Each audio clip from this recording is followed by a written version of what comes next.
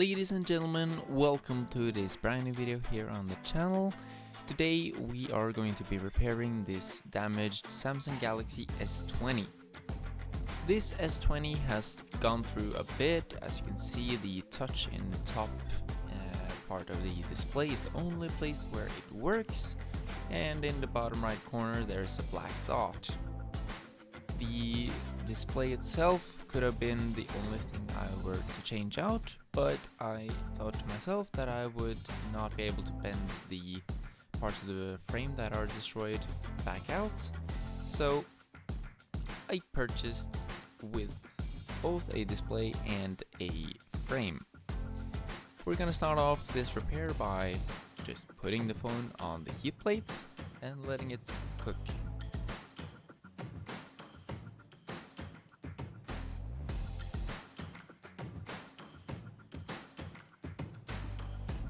Now, to remove the back glass, we will be using a razor, a plastic pick, and a suction cup. Personally, I've never been able to just get the back glass off with purely just a suction cup and heat, unless I've let the phone cook for closer to half an hour. So yeah, that's the reason why I use these other tools as well. I'm only starting with the razor, and then I'm gonna be working around the frame with the plastic picks as soon as I get it in, just like so.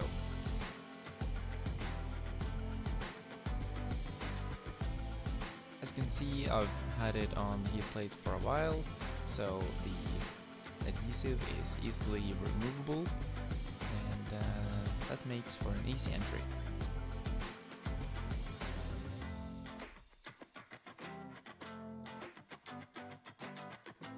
And there we go, just to open.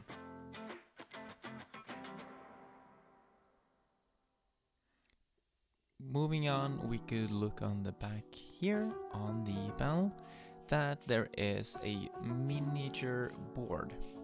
This has the microphone attached to it. Now, it uses gold contacts, as you see on the motherboard here, instead of a cable that it would normally do. Here we will just take out every single screw and make it easy for ourselves. Naturally, these are all the same size as it's a Samsung. From here we could just be a little bit careful, but remove all of these plastic parts with the charging coils and stuff. Now we unplug the battery, and we will also do all the other connections.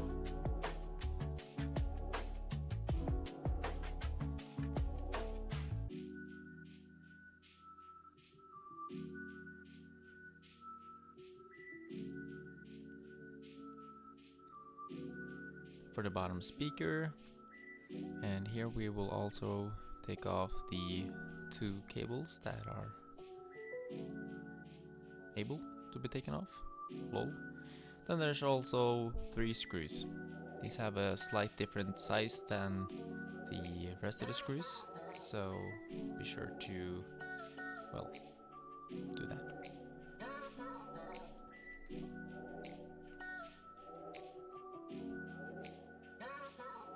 So, as I said, we will keep the screws separate. For some reason, I always take the SIM card tray out really late compared to other people, but I mean, that's how I do it. And I also took out the charging port assembly, as you can see right there. I don't think I got it in the video, but I did also remove that, as Apple calls it, the haptic engine, but the vibration motor. Here I also removed a singular black screw. This is also the only one of its kind in these phones, so make sure that you don't, either unsee it or something. We remove the speaker and the cable here. This cable, I'm not sure. I've forgotten the name of the part here. But make sure you put it over, because if not, then you're gonna lose the function that cable has. Which, as I said, I don't remember. I've never been able to remove a battery with just alcohol and a suction cup. So I'm doing one of the weird things where I use a metal prying tool to get a grip of it, which is not recommended. Do not do this. But I've had a lot of success with it. But that success comes from many failed attempts. Now we get the new display out. We start with putting in the Taptic engine. Which is Taptic engine is such a weird name, but whatever, man. Apple do Apple. And now we're just gonna be putting the whole thing together.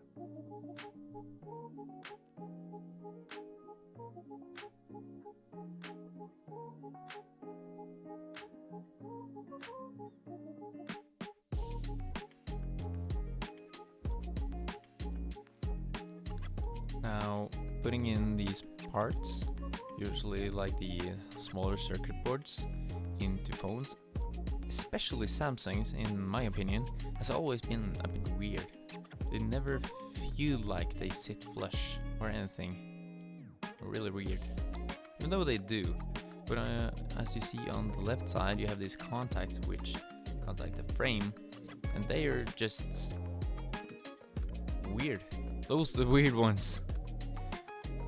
Here you can see we are screwing in the screws, and we're putting on the cables and doing all this small work.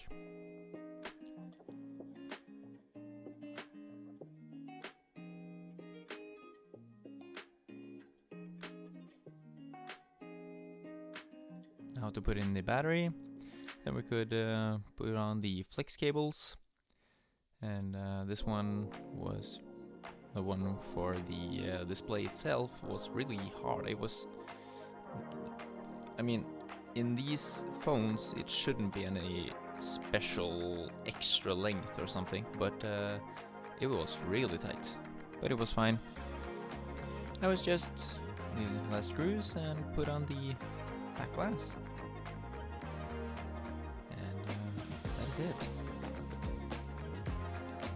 Repairing Samsungs is really easy, it's fun, no problem with it overall. And for the satisfying peel, oh yeah, and we're done. So thank you guys so much for watching. I hope you like it, and if you did, make sure to like, subscribe, and comment down below what you want to see being repaired next time. See you.